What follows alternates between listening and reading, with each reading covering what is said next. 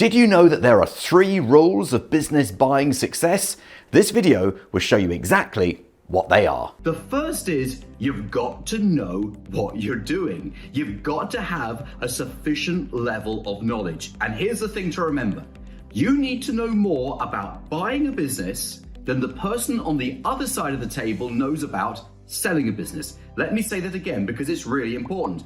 You have to know more about buying than they know about selling, otherwise you will always receive the raw end of the deal. But what other things do you need to know? Now, I'm not expecting you to become a lawyer or to become an accountant, but you need to know your way around a set of accounts, and you need to understand the legal process of buying a company. You need to understand the difference between buying assets and buying shares. You need to understand corporate structure. You need to understand how to structure a deal to minimize your personal risk, preferably negate it altogether, but you also need to know how to never overpay for a company. So you need to understand a deal structure that allows you to control the price that you pay. So if after you bought the company, you discover something you don't like, it means that you never overpay for the business. Buying a business is just so rewarding, and I put together a free training showing you exactly how I do it.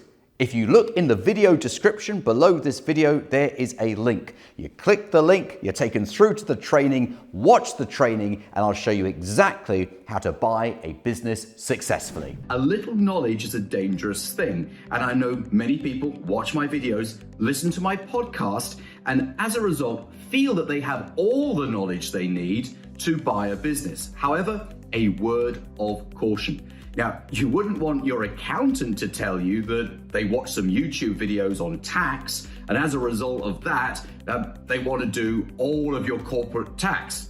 You'd think, no, thank you. I want someone who really knows what they're doing. So I would strongly suggest that you use these videos and use my podcast and use my books to build your knowledge, but please don't think that watching a video is enough to buy a business, especially if you're considering buying a business that's insolvent or on the verge of insolvency. There are so many regulations and laws around this, you've got to know exactly what you're doing. Now, the second thing that you need to know about buying a business is that it takes confidence. It takes an awful lot of confidence to sit down with the owner of a company and have a conversation with them about the value of their business. Now, here in the UK, we always get a little bit squeamish when it comes to talking about money. And it takes a lot of courage to talk about money with the owner of a business. And here's the thing. The seller of a business will always take the value that you place upon their business very, very personally. Now, you think it should just be all about business, but it isn't. They take it very personally because their personal life is wrapped up in the business. And if you think that that business is really only worth £1, in other words, it's not worth anything, they will take that very, very personally indeed. So you need the confidence to be able to have this type of conversation so that the seller has complete trust and faith in you. If they do not have trust and faith in you, they will not sell their business to you. Now, knowledge and confidence go together. So the more knowledge you've got, the more confidence you'll have. But you can't have the confidence without the knowledge. Otherwise, it's just bluff and bluster and people can see through that. So number 1 is knowledge. Number 2 is confidence. And the next thing you need to know before buying a business is that you can't do it all by yourself. When buying a business, you need a great lawyer on your team. So why not use mine? His name is John Andrews and his details are on the screen. Now, I always outsource all of the accountancy to my accountant. I outsource all of the due diligence to my due diligence person, or the HR to my HR person, all the legal work to my lawyer.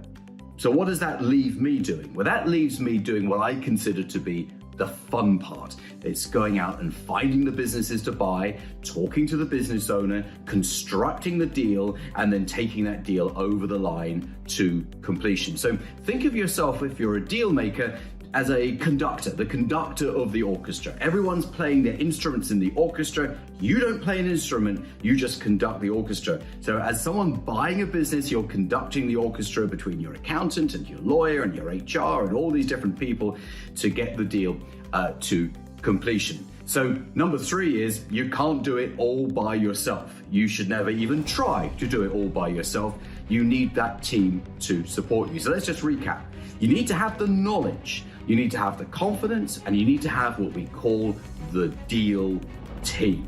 You put those 3 things together and you are 3/4 of the way to having what you need to buy a business successfully. What's the remaining quarter? The remaining quarter is deal flow, actually having lots of choices of which business to buy so that you don't make the wrong choice.